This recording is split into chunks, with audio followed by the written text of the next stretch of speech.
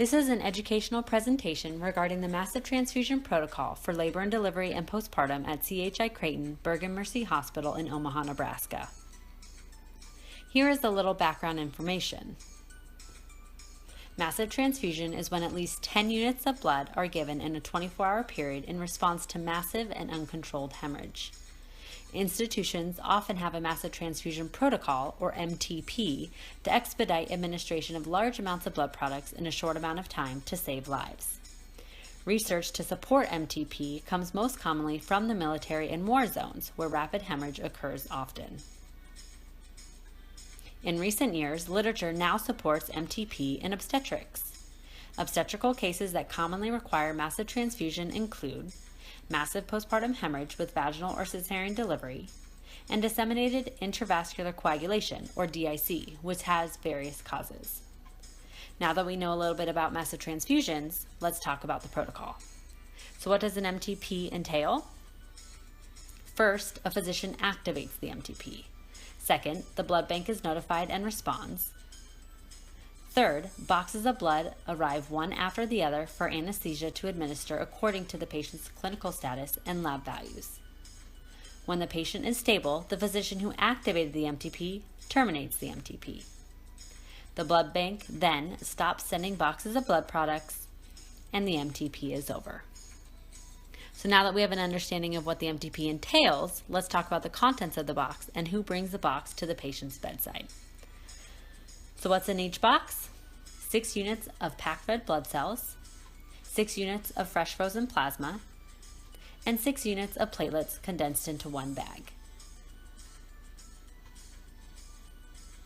And who brings the box? A designated courier from the blood bank brings the blood to the patient's location in a cooler.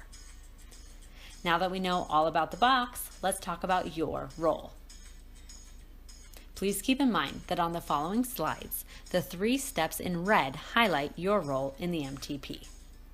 1. The physician, or RN placing an order for the physician, calls the MTP operator phone number. Your charge nurse will have the extension in order to activate the MTP and provide the patient's location. 2.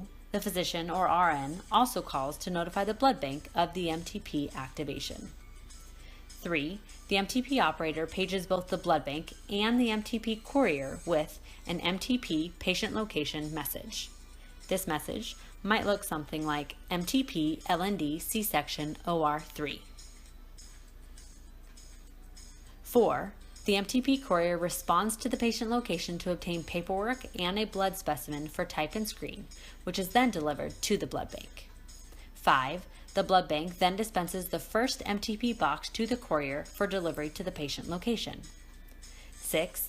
The blood bank continues to dispense additional boxes once they are prepared until the MTP has been terminated by the physician or RN designee. 7. The MTP courier travels between the blood bank and the location of the patient until the MTP has been terminated. In summary, your involvement consists of 1. Calling the MTP operator to activate the MTP, 2. Calling the blood bank to notify them of the activation, and 3. Terminating the MTP when it is no longer needed. Alright, so does CHI Creighton Bergan Mercy have a massive transfusion protocol in place?